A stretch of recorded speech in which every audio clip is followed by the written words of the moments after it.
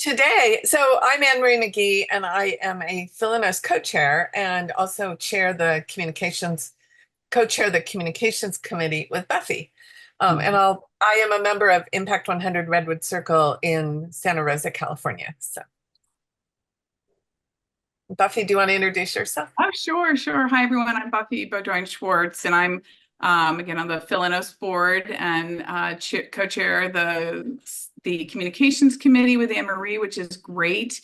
I am one of the original founders of the Women's Giving Circle of Howard County, in between Baltimore and DC, and now I'm our executive director. So it's been great being a part of our circle for about 22 years, and do a lot of communication work for our circle. So it's great to see you all here. And especially with a smaller group, I think it'd be great to kind of go around and have everyone introduce yourselves. And it'd be great to put it in the chat, but it'd be nice to also have an opportunity to do that quickly. And let's suggest you do both because people do get the chat and the recording afterwards. And we don't want to be remiss in not introducing Nancy. If you don't know, she's the person that keeps us all glued together. That's probably my best description, and keeps us on track. And we're so appreciative of excellent skills.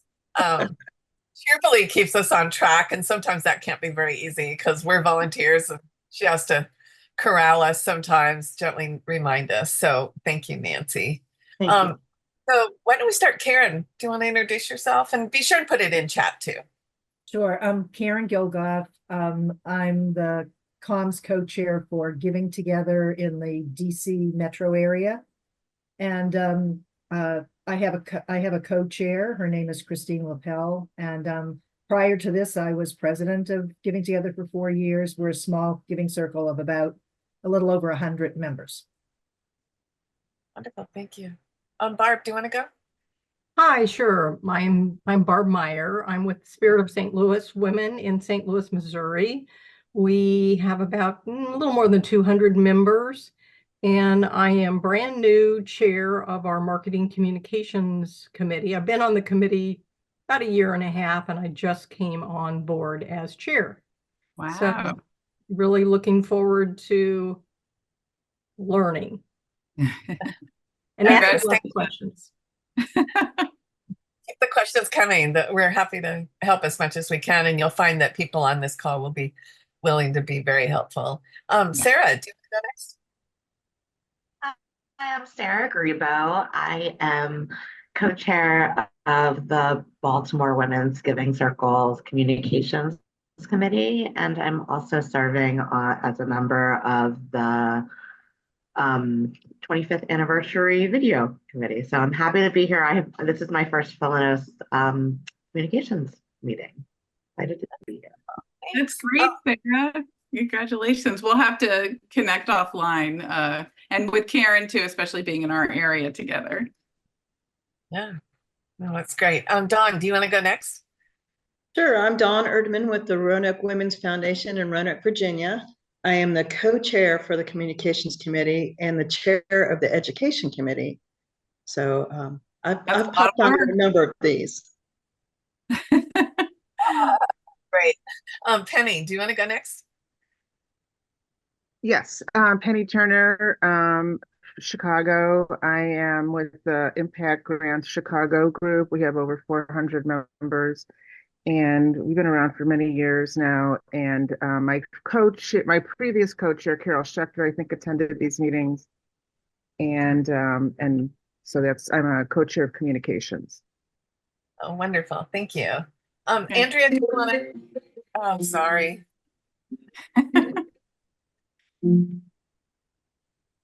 Andrea, do you want to go next? Apologies, I'm not in a position to come on screen. Andrea Bernard, I'm with Impact 100 NYC, and we've been around we're going into our 5th year of giving.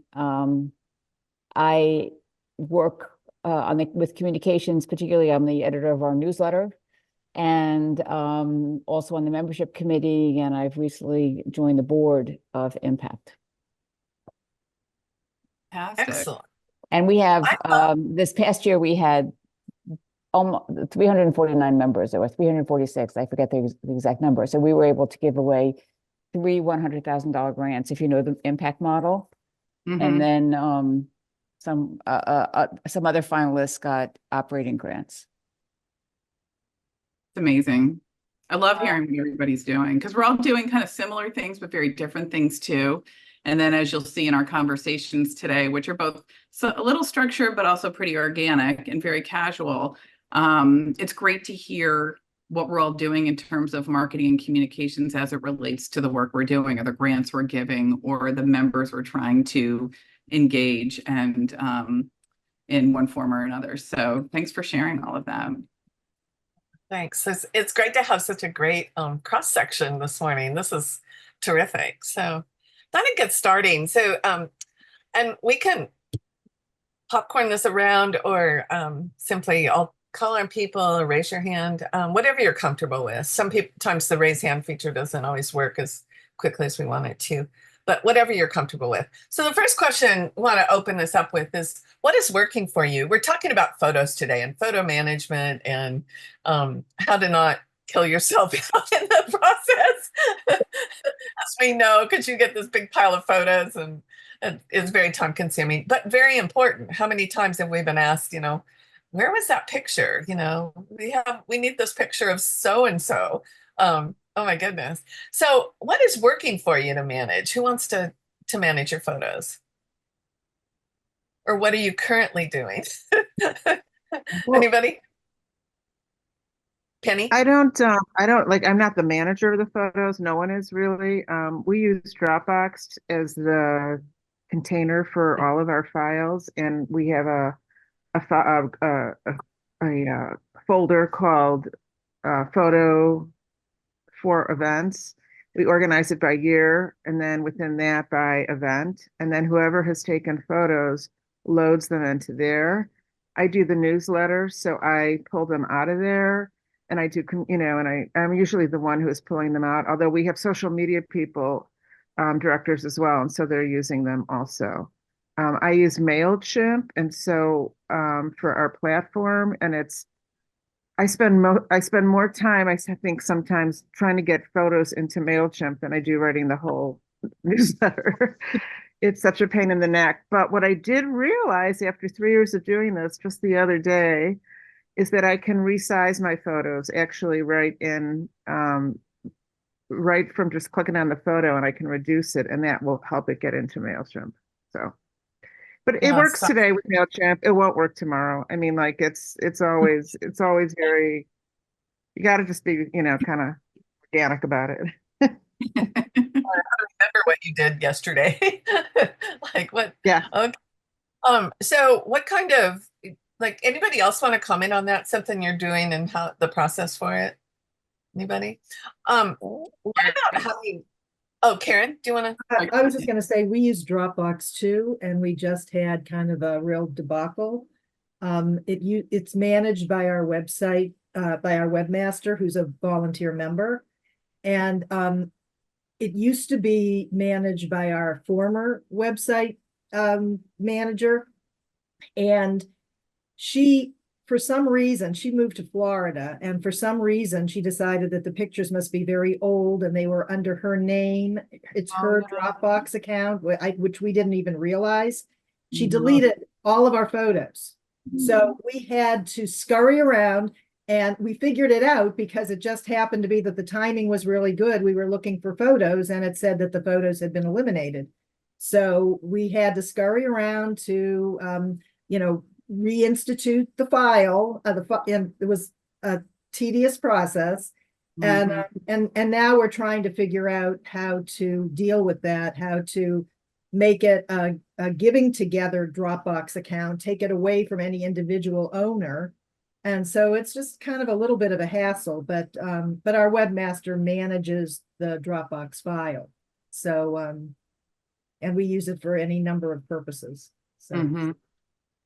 Thanks. Andrea, do you want to comment?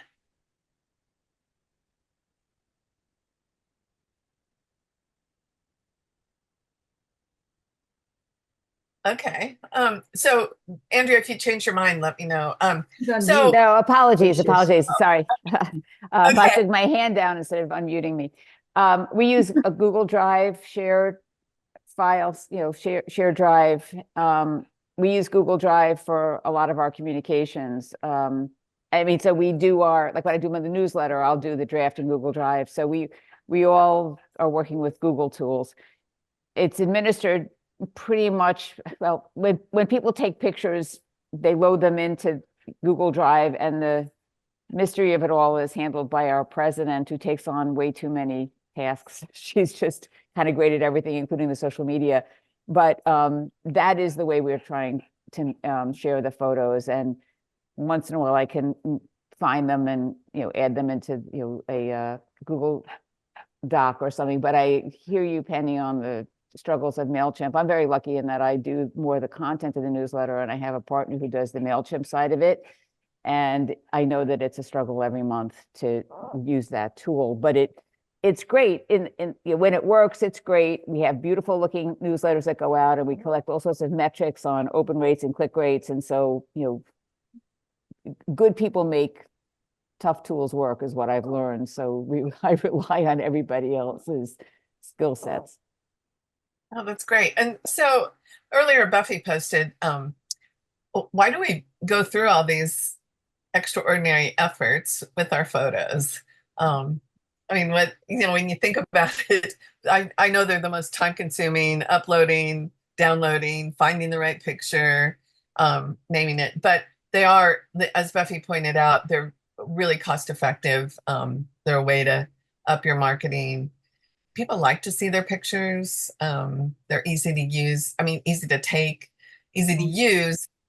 And if you have a plan, they make it much easier to manage. So my next question is, how do you, what kind of nomenclature do you use for your files so you can find them? Do you label them with the people? Do you label them by event and hope that you remember the people? Anybody have thoughts on that, or have you talked about it? Anne-Marie, I'll just say too, with if everyone has chat in front of you, the storage options that I put up, to kind of answer your question, Anne-Marie, as people are thinking about it, these are for nonprofits, and they're either very low to mostly no cost. But the way I think about photos, and I'd be curious how everybody else is thinking about it, is there's photos that you take, you hire someone to take, maybe someone in your group takes it and sends it to you. And so how do we manage those photos? I do it in Google Drive. I've got a year, and then I do it by event or whatever it might be. So I can easily think, oh, I need the photo from whatever event, and I keep them all in a Google Drive photo or a folder. But I also use a lot of photos. Every time we have an event, they instantly go on social media, but I also archive them on our website in our events section, and I do it by year. And so I just put that link in the chat so you can see kind of what we do. I have a separate blog post for every event, and all the photos are in there, but then I also put them in our events section. So I can quickly go to the website at any time, and we can show everybody in the community. So there's where you manage them behind the scenes, where and if you manage them publicly. And then I think we'll talk in a little bit to Anne-Marie's question, so what are we doing when we get all these photos, and how are we getting them, and how are we thinking about using them? So I just wanted to kind of throw that out there. The other link I put in there too is an example of a place where you can both store photos, but also present photos. So if you weren't going to do it on your website or social media, Google Photos is a great option where you can store them if you click on the link, but you can also present them. So you could use that link in a newsletter, on social media, and an email to your members or to prospective members. So I just wanted to kind of have us all thinking about the different ways that we manage them behind the scenes and show them publicly to those who might be looking for the work that we're doing.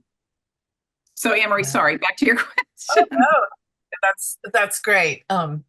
I love tag teaming with Buffy. That's great. So what about naming them? How do people do that? How do you find the people that you are looking for? Especially if someone else has sent them to you, or you had a photographer, which we're going to talk about in a little bit. Penny. So we're an all volunteer board. We have no paid staff, and many people have full-time jobs as well as what they're doing. And so everybody, as soon as they're oriented to the board, gets oriented to Dropbox into our filing system. So it's very logical. It's not hard to find at all, not hard to figure out. You go to photo for events, you go to for your year, and then you go to the event. You have the photos, you just load them into the event. No one really takes the time to label them. If we hired someone, we might have 100 photos. We only hire someone for huge events, like our award event or our holiday party. And that's the only time we're going to have a lot. Otherwise, you can kind of just do, the grid and look at them and pick out what you want. We're never going to use, more than 4 or 5 for an event, and that's even a lot. So we don't take the time to actually label them. It's organized by the event within the year, within the photos. And that's organization too. That's great. Karen. And we do exactly the same thing. We do not label the people in the photos. We just, label them by the year, the event. And that's, we try to do it as simply as possible because, as I said, our webmaster's a volunteer member also. So, we've got to be careful. Yeah. So one thing in my own circle that I did when I was co-chair of events last year, and then I also, the 4 years earlier, I was chair of the marketing communications committee. The one thing I did do was I would look through the photos and pick out one really special one that I was thinking, okay, I'm going to use this. And I had my folder of special photos. And I found that was easy to, high quality and exactly what I probably would want for something in the future. It definitely saved time, especially some of our grant recipients. We would get really nice photos holding the big check or at their venue or, different things. And so, but you get so many. So how many do you really need? I heard someone else say, it's 4 or 5 you're going to use in a newsletter. And so that was one of my tricks that always worked really well. And I would put names on those so I could easily find them. So, and I would sometimes put in different sizes just to make it easier because I knew the newsletter had to be a certain size. And if I was going to put it on a banner or something, then it had to be obviously much larger. So just made it easy to do that. Anyone else want to comment on this before we go on? So Buffy has put in all these storage options, and we talked about it already, but I would suggest if you aren't familiar with them to look it up. Dropbox is good, especially if you have your own account, as we all find out painfully sometimes. I use Box for another group, and I would say it's actually really easy to use and upload. But I guess it has free storage, but it's not a free tool. So it could be a shared option for your group as well. And then Google Photos. I mean, all these are just good options to hang on to. Is anybody using anything else that you don't see on Buffy's list? Yeah, it'd be great to keep this list going and have it as a resource for all of our affiliates. If there is other ideas or options that you're aware of.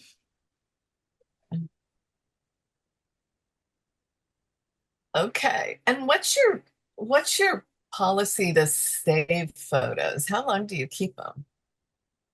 Any thoughts on that? Some of you aren't very old, so Forever. but We keep them forever. I Okay. agree. okay. Does anyone have a different thought than keeping them forever? Karen, besides your webmaster who moved? That's I kind of true. We kept them forever until they disappeared, yes, but then we got them back. I will say, since our circle's been around for over almost 23 years, and I've been part of the circle since then and did a lot of the photo management, we can't find some of our early photos. I wish so badly that there had been tools or opportunities to be saving photos in the ways that we can now. So if I somehow stumble upon one or someone sends me one, I instantly put it in a folder of kind of old photos that we can harken back to. But it's kind of a shame, not everyone had digital options like we do now. So it's great that everyone's at least thinking about how to store them from the beginning. Yeah, it is. In my own circle, somebody, so we'd been working on photos and we were looking for some historical ones, and they brought me in like a little disc that I had to put in a card reader, Right. but it's so worth it. But I was, oh, seriously, what am I doing here? You know, 1, 2, 3 Yeah. people. But it was really appreciated when we did an event and we played the historic photos. It was from the founding event. So sometimes it's worth it. You know, if people realize, if they've ever done photos, they realize just how much time, and you don't just push a button and they pop up. So anyway, that's Barb, I'll just say something. Barb. Barb's got her hand up. Yeah, sorry, I don't see my little thing to put my hand up, so I'll just put my hand. That's Does good. anybody use a tool called Boardable? That's Heard of That's Boardable. what we are using for managing all of our board minutes and just other kind of documents. I am new to it, but I'm wondering if it's also a spot where we could put our, and for all I know, there are a bunch of photos on it, but nobody else is using that tool, huh? It's called Boardable. I'm putting the link in chat so you can all take a look at it. Okay. Heard of it before? It seems like there would be options to save pictures in there. It'll be interesting to see what you find out, Barb. Yeah, I know. I went in it once and it scared me so much I just, like back away. Yeah. But it's quite possible that there's a ton of photos in there. I'm just not even aware of it. Right now, we really have no man. I've been doing the newsletter for the past year and a half, and people just send photos to me and they're on my computer, and that's about it. I'm not putting them anywhere. And they're usually sending them from their phones. Yeah. So. Yeah, don't we like that? Don. This is kind of along the photo question, but it's something that we've been discussing amongst our board is, do you have any permission from members to be in your pictures and those pictures broadcast? Yeah. Do you offer them an opt out, or do you just assume everybody's cool if they see a camera come out? Or how does anybody handle that?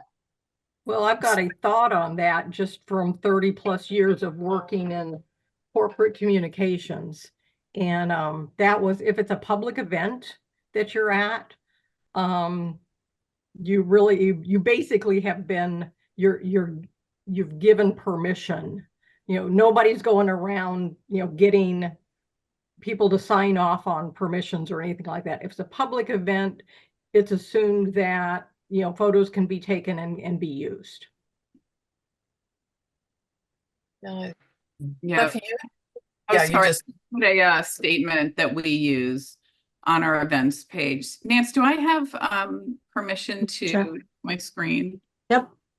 Okay, I'll just show you quickly.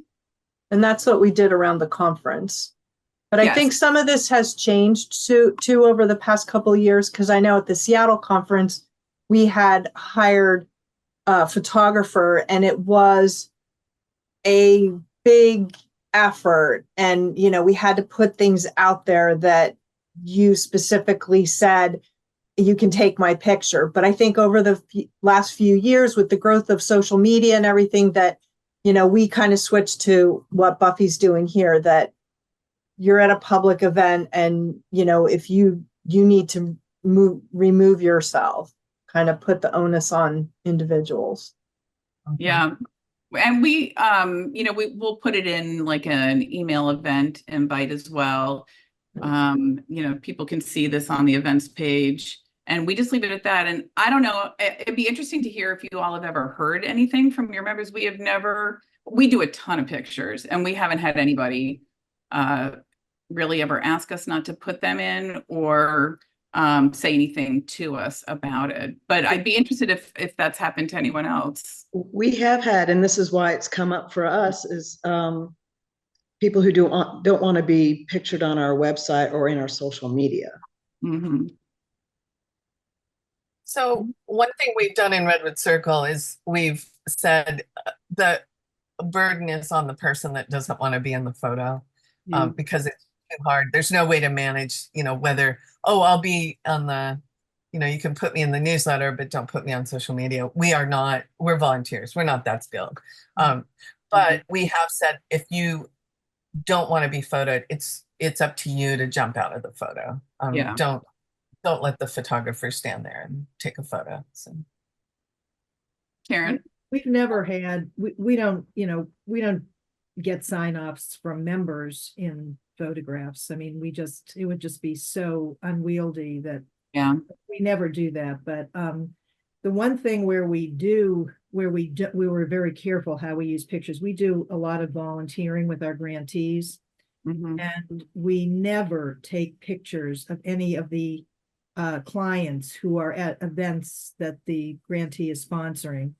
And that's their preference, but it's every grantee's preference, every nonprofit's preference not to take pictures of clients. So we're very careful about that. We don't do that. So makes it a little difficult when we want to take pictures of volunteer events, because we have to take the backs of people's heads, and we have to be very careful that we're not getting anyone's face in the photo. Yeah. Thank you for saying that. We in Redwood Circle, we're fortunate. One of our $100,000 recipients about 2-3 years ago, it's called Next Gen Trades Academy. That executive director is very savvy because she deals with they're probably out of high school age. They're kind of in the 18 to 22 range, and they're getting skills in specific trades and photos from there. So it looks like that's all we do sometimes for our grants, because she was so willing to have their photos, and people go to the graduations and that kind of thing. But when they deal with children and some different needs and things now, we end up with volunteers that show up and they take their picture in front of the logo or the sign or with a staff member.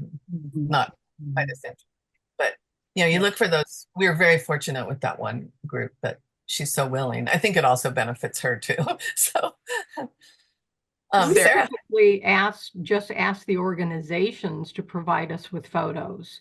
If we're doing a story about them in our newsletter or something on social media, frankly, that's something we need to focus on, our social media. But as long as they're providing the photos, I'm assuming we're good to go. Yes. Sarah. We do have a photo release for grantees organizations, so that when we're not posting those who are receiving services there, but so that we are in our site visits, staff and others, the actual sites, we have that built in to the agreement, to the grant agreement. That's great. I was going to say the same thing with every grant announcement that goes by email to one of our grantee partners. There's the typical language that you would use about receiving a grant, and then we have a link to a page on our website that's hidden, but if you have the link, you can find it. That's all about how we're going to be promoting our partnership, how we encourage them to do the same, all sorts of kind of basic guidelines, how to use our name, all that sort of stuff. So that goes to our grantee partners as well. And just in chat, I just put a number of links to some basic articles that I think could be useful. One of which is talking about kind of using, tips for photography and ethical fundraising. And Karen, to your point, I think it does have some of that information about it. And Sarah, if you're on a site visit, be careful about taking pictures of children or clients or whatever it might be. So there's kind of some basic and general tips in some of these links that could be helpful. Yes, thank you, Buffy. And the how to do some visual storytelling. I think sometimes we shy away from that because it takes a while to put it together, but having a formula that you can pull the pictures together and use that. A picture says 1,000 words, so if you put in 10 pictures, you have 10,000 words. So just yeah. Some of these links we're all doing it, but sometimes it's a good reminder. It was for me when I was reading some of these last night that, it is, to your point, Anne-Marie, that a picture does say 1,000 words. And, we all are so aware of the work that we're doing, but we have 7 seconds to grab people's attention on any platform, whatever it might be. And a picture can oftentimes do that in ways that 3 paragraphs of text just can't, right? And so less is more sometimes. In reports and other things, obviously, there needs to be text along with pictures, but sometimes it could really be, Instagram is only pictures, and you can tell a great story about the work you're doing just by doing that. So something for all of us to think about. Sarah? Yeah, just to piggyback on that, like our research showed that our social media is largely being seen and interacted by those who are non-members, which is very interesting. And because of that audience, knowing that there's prospective members as well as others, like to be able to like have that join me mentality is to be able to see those who are there, to be able to see people they know or don't know, and hope that they can envision themselves being part of it. Absolutely. That's terrific. I think sometimes people also look at those photos and say, does this look like me, or do I belong here? That's another really important aspect of it. So that implies selection and what you're going to use. But it's also, I've heard people say, oh, it's really helpful. I can look up and see what to wear. What did people have at the last event? That's like, okay, I hadn't really thought about that. But yeah, the days of thinking how casual and super casual and what do people look like? So that's another part. Anyone else want to comment on this? Other ideas you have for inspiring? There's one article link in here, inspiring imagery to drive donations. Anyone do outside fundraisers? Buffy's group does the Big Give, and that's, I think you use a lot of photos for that to lead up to it. Why don't you explain what that is? Because I think that's a more unique aspect of grant making. So. Yeah, actually, I will pull the screen back up just so you can get a sense of the pictures that we use. That we're in a county and it's a smaller community in between DC and Baltimore. But we've done so many pictures, I think, and branded the pink color that you see, that everybody is just wearing pink to everything that we do, and you'll see it in the pictures. But as it relates to the Big Give, we're structured. Can you all see the screen okay? Yeah. We're structured a little bit differently than the more traditional circles, where we think like a circle and we act like a circle in terms of a lot of work being done by committees. But ultimately, we have an advisory board that makes final decisions on grant making and other activities. And we have multiple points by which people can enter the Giving Circle, from $10 to $10,000 and everything in between. So it's not one amount, one vote. We're a little bit a hybrid of a Giving Circle and a women's fund. That being said, one of the things that we're doing is, after 20 some odd years and 1,700 unique donors, is trying to incorporate a more traditional Giving Circle model in the overall member outreach and fundraising that we do. And so we call that the Big Give. So now we've done it for 3 years, and we have women or teams give $1,200 and then have one vote, teams of up to 4. And it's like a traditional Giving Circle model, but it's a quick, almost pop-up Giving Circle where we read grant proposals and make decisions about 3 final nonprofits that receive funding, and we do it within a week. And then we do all of our other activities for the rest of the year. So you can see all the people with the Big Give, but we do a ton of, as Anne Marie said, a ton of promotion beforehand, lots of circles.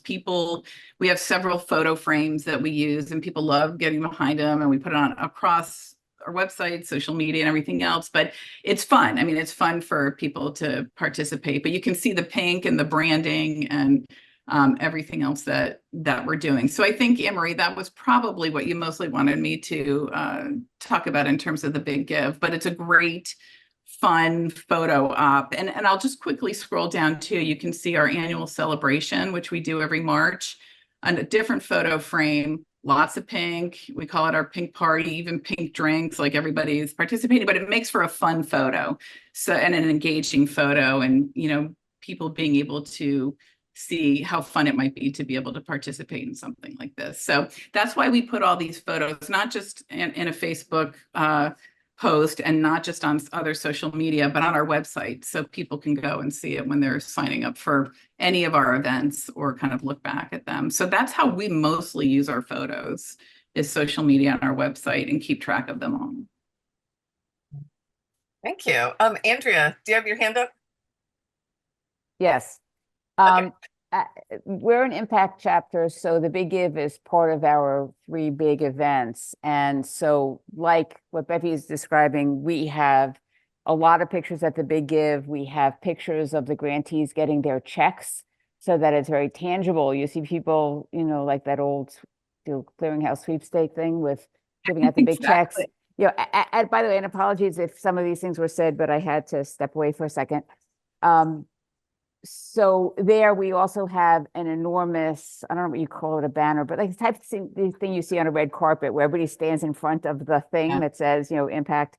And so people take the pictures there, but I love the idea of the frame that you just showed. I think that's great. We also have a bit of a signature color. Our signature color is red. So very often the speakers and presidents and some of the officers will be wearing red, or at least what we call a pop of red, because we are New York City and everybody seems to have black and white clothing, mostly, you know, black in the winter, white in the summer. So we add the black and white and red are sort of our signature colors. And we even have, you know, Pantone colors, so sort of like a graphic design thing. So we try to stick to our hues, not just the color, but I see that people have gotten exactly that shade of pink, which is very cool. The other thing, and maybe people have talked about this, but we do collages. I don't know if people talked about that, but so when there's a big event, I heard people talking about how many pictures. What we'll try to do is take a number of pictures and put them in one big, one nice collage. I think it's done in Canva and then imported into MailChimp, the way that we do it in the newsletter and such. But some of this, we do that in the newsletter so that instead of showing 5 or 7 pictures, you can show a variety of backgrounds, people, scenes, people with a drink, a speaker at a lectern, et cetera, et cetera, et cetera. So we use collages to try to generate some excitement. And I totally agree that pictures are more than words. As the newsletter editor, I don't know how many of you read Axios or know about that Axios smart brevity approach to writing. Axios is a political organization, but their big thing is people have no attention span. If you get them for 30 seconds, you're lucky. And do the fewest words possible with a link if people want to go deeper. And part of that few words is trying to use pictures. So, we almost have this race amongst each other as we're editing the newsletter. It's like, okay, how many people can take out how many words? And pictures can take the place of a lot of that. And we have we have a social media team.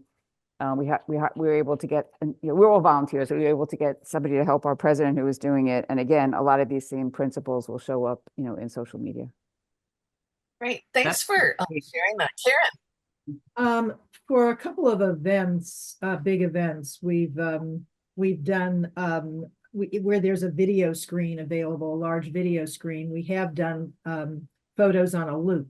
So we'll do, maybe, I don't know, could be 100 photographs. Mm-hmm. And we do it on a loop. So it keeps repeating. And it's, the history of the organization, a lot of, pictures of a lot of members, events, kind of displaying what we do as an organization. Those are great. What do you do with those after? Like, where do those reside, on a website or? We have it filed. We really don't use it. It would probably be a good idea to have it, on our website, but I don't know if it's too much to put on a website, that it's just that it weighs it down. I don't know how much leeway these websites allow for that kind of photo in motion. I don't know. Yeah, I mean, some of the technology doesn't allow for it. We use Wild Apricot, and I think that that's a problem in having moving video. And the same thing is true of MailChimp. We talked about whether we could get moving pictures in the newsletter, because imagine if you open it up and you see, some interesting things as the first thing that happens. But some of these are just technology limitations, I understand. We've done carousels on our website, but it's a limited number of photographs. It could be 7 or 8 photographs revolving. this is a lot of photographs to do like the history of the organization and photographs. Yeah. There's some fun apps if you're using social media that can take photos, and on the user end, it simply means gathering the photos you want to use and pretty much uploading it. And then the app does the magic and makes it into kind of a fun photo collage on Instagram stories or something like that. And you can put music in it and colors. And again, it's once you try it out, it's reasonably intuitive and user friendly. It's just a matter of, if you haven't used it before, kind of taking the time to figure it out. But to me, as a social media user, I find myself so drawn to those sorts of things that organizations or individuals are putting on social media, to do a quick 15, 20-second clip with a bunch of photos and some music. And it tells a story to me about an organization way more than if I was given an annual report, or something like that, which I just wouldn't take the time to read. So it's kind What of— is that app called? What is the app called? There's a bunch of different ones that you could use, but you can do it on Canva. If you're all using Canva, there's a way to do it that. There's one called, actually it's right here on my phone. Hold on. I've used it a few times and I really like it. I just haven't. Oh, it's called InStories, INSTORIES. I think that's a great one. Is anyone else aware of any apps? We can follow up with some of these names, but I think Canva is super user-friendly and provides so many different options to do things like that. Another one is actually Piktochart, Pikto chart, which I use to do some of these things. But InStories and Canva, I would say, would be the ones that I am aware of that are really helpful. Buffy, maybe you want to pull up that collage that you put in the chat as well and just show people what we were talking about. Because I love that one from the conference in November. It will always be a favorite. Yeah. And there were so many great pictures that we got that we almost had to, at least for this type of thing, for the conference page that we wanted to have live on, we almost had to— can you all see it okay? Oh, that's cool. So this is if you go to the Phil and Us website, you can see events, and then you can see the Baltimore conference. It still has all the pages up with pictures and things like that. But in terms of the after the conference page, the wrap up page, we did a collage. So this was done in Canva, which was kind of fun. So you can see. This one is particularly nice, I think. And Buffy did a great job of putting the white frames around it. And so there's enough separation that it doesn't all blur together. And then it just works. Thanks, Buffy. Sure. Okay. We talked about policies and notifications. Which was going to be the other. Let's talk about photographers for a minute. So I'll start it off. In Redwood Circle, we actually have 3 or 4 people that do photography on the side, or they're more of a professional photographer. So pretty fortunate. But one thing I learned is their reluctance to help me out last year was because they were chained for the whole event. They were doing pictures. And so once I gave them a list of shots that I wanted, and I said, do it for 30 minutes. Like if you'll do check-in to this point, and then you're free. And then, then they all were so willing to help. And then I gave them a link to upload to Google Drive so I could have their photos. That was really, really helpful. Because I think sometimes we forget about volunteers. Oh, they have this great talent. And why wouldn't they want to capture every picture at the event for us and not talk to anyone, or not be able to eat or drink anything, or not enjoy the program? Probably not. So I just throw that out there as something. I kind of knew it, but then when I was getting so much pushback, I went, nah. So, and they are professionals. If they're good, if they have the photography equipment, it's recognizing that they're bringing some professional skills too. So if other people use volunteers within the organization, but also do you hire a professional photographer, and when to hire, and how do you make that work and be economical? Anyone want to comment on any parts of that? We have hired a professional photographer for our big awards program for the last couple of years. And, you know, it just better quality photos. It's something that we can then provide the grantees so they can use in their own newsletters and social media efforts. We, of course, use on our website and social media and newsletters. And, you know, we found someone who is pretty affordable, willing to give us a break because she knows us and supports the organization. And it frees up our members who don't have those professional skills. Penny, you're on mute. For our grant awards celebration, and sometimes for our holiday event, we'll hire someone. I don't do the hiring. I know that they probably, you know, try and get a deal because it's a nonprofit, but it's so much better than when someone takes it, you know, or when I take it. I mean, you know, I don't cut people's heads. I cut people's heads or whatever. It doesn't matter. Like, you know, it's a well-positioned picture when it gets done. But what I wanted to say was that my newsletter is ready to go, except for I'm just waiting a couple more days for the video recap, which the does. So that will be included where they can press a button and see a video recap of the event. And that will also go on our website. It does every year. And that's really nice, so that you don't, if you've missed it or you don't know exactly what it is, a couple minutes will kind of take you all through the process. Thanks for sharing that. Anyone else want to comment on this? Do you hire somebody? Buffy's also put in a link, 2 links actually. One is how to hire a pro bono photographer, and the other one is why professional photography and reasons to do it. Andrea? Yeah, sorry about the dog. Just about the linking to a video. We've done that by through the newsletter. We will click a link to YouTube, so you can host, you know, using what's available. I don't know if you said that because I have a bark in my head, so apologies. Love it. Anyone else want to comment on that? Okay, so any other questions about photos today? Things that we didn't cover that you wish you'd heard something about before we move on for a second? The only other thing, unless anyone has anything they want to ask. I was just going to say, one of the things that we've started to do a lot of is using kind of set graphic templates that we have for the Women's Giving Circle, and then taking photos of our members or others and putting them in that graphic. So I'm going to attach one right now so you can see what we did, for example, in our latest e-newsletter.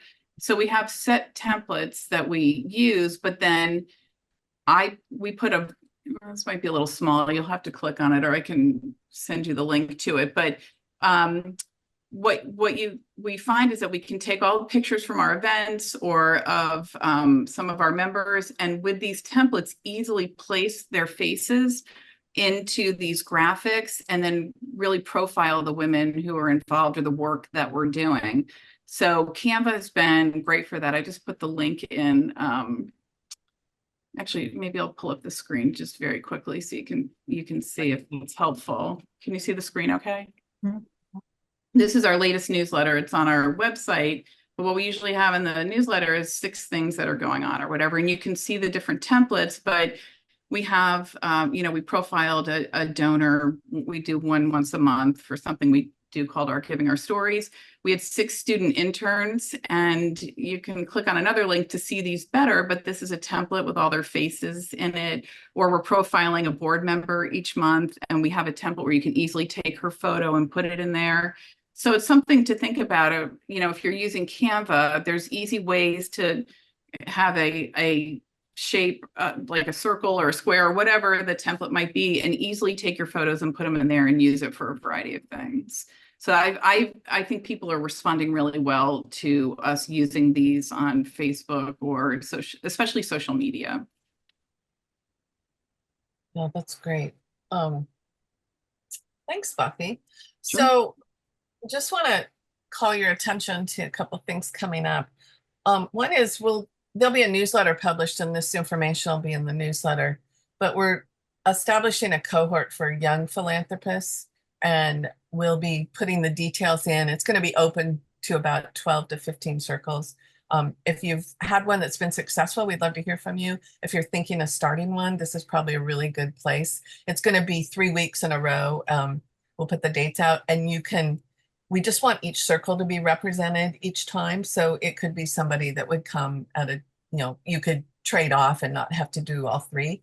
We're also going to have an incentive. So it's $1,000 to the circle if you attend, and then you also start a group or you continue with something in your group. So I'm sharing it with this group because you're all in the communications business, so you can help get the word out. But we are getting it ready for the next newsletter. We have a grant from Fidelity Charitable that is helping us expand our reach, and this is part of it. And we also know that there's just tremendous amount of interest from our circles on how to make that effective and how to do it. So that's one. Our next Comms Club will be on September 24th. So happy summer, everyone, and hope to see you in September. And there's also a membership roundtable that'll be September 17th. And this has also been a really good one. We did it intentionally because it took some of the things out of communications that were really membership oriented, how to, tiered membership and things that we felt really didn't fit or deserve their own piece in the spotlight. And so that's been incredibly popular. If you have membership committees, encourage them to go back and look at the last couple videos from the Zoom sessions, and also just encourage them to come. We had, I don't know, Nancy can correct me, there were over 40 people on the last one that we did last Tuesday.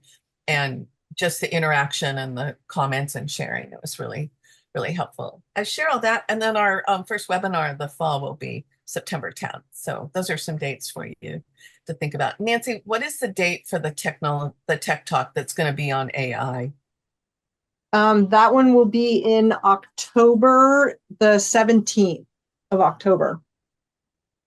We were So just saying that it could be an interesting conversation for our communications committee to be maybe understanding AI a little bit better, how organizations are using it, some of the potential pitfalls, but some of the great opportunities, and then realize that our tech affinity group is doing that. So I'm sure there'll be a lot of crossover for some of us in communications who may want to go to that. But we always send a follow-up after our Comms Club meeting. So we'll have the links that we put in here, some of the resources and information. We can put the date for some of the upcoming affinity group sessions that also might be interesting for you or others in your circle to join. And if you have any questions in between or want to share more information or whatever, don't hesitate to email or reach out. We've got this group and we're here for one another, and we all learn every time we're on these calls. So we consider this a group that you can reach out to. It's great. And so my last question is Penny. Yeah, I have a question about the Next Gen group. We have 2 of our younger board directors who are starting that up. And I was wondering dates, and will you be sending a note out to anyone who's signed up with Philanos so that they will get it too, and I don't have to? Yeah. It'll be watch the newsletter. We're a little bit, it's a little bit last minute, but the other co-chair Claire O'Brien and I are putting this together. And so watch for the newsletter and you'll be able to register. There's going to be a little application, but I use that loosely. We just want to know what the characteristics are of the circle. So we put together a balanced group. But yes, we is that going to happen is that going to be in August or September or? September. So September. Okay, I'll tell them to watch out. We have to get them cleared with Nancy on the calendar. So we just talked yesterday afternoon. We're running fast on this one. But what is this newsletter that you're talking about? Yeah, I don't think I get that. So the first Thursday of every month, send out a newsletter. And it has Philanos. Yeah. Okay. So if you're not getting it, in fact, I'll note Barb I'll put this as Nancy, do you want to put the subscribe link in the chat? Well, anybody who's on here should already be getting it unless you unsubscribed to, you do have the ability to unsubscribe to certain communications. So if anyone on here isn't sure, just send me an email, admin or info, and I will help you look at your subscriptions, because anybody on here is already in the system, and the e-news goes to everybody in our system. It's not just members. So just email me if you're not sure. I'm glad to help you sort it out. We consistently publish it on the first Thursday of the month. So this time it'll publish August 1st. So, but it has all the links to register for upcoming events, and like Penny Watch for the young philanthropists, and encourage people to register. They'll be able to sign up there. And like I said, there can be multiple people from your circle. We just want consistent attendance from the circle each time. It can be different people. So we're trying to make it a little bit flexible, knowing that it's just, we all have other lives. But we think this will be interesting to try and to share some really important information afterwards. So anyway, I share that. What kinds of things would you like to talk about next time? What are issues that would help you as leaders of your communications? Anybody have any things? Social media. We're not taking advantage of opportunities on social media nearly enough. We're an all volunteer organization, and it's just one of those things that's fallen through the cracks. So I'd be interested in how other people manage it. Okay. And well, we've talked about it in the past. We have to recognize we have new people every year. So it's and maybe it wasn't on people's radar the last time we did it too. That's another part. Anyone else have things that would be interesting? Specifically with social media, like I'd be interested in kind of hearing kind of what protocols and policies you have, both internally and what you share with grantees and others to manage expectations, and members about what you share and how you make the decisions about what to share and what not to share. Okay. Well, that's a great one. Anyone else? Kathy. Karen.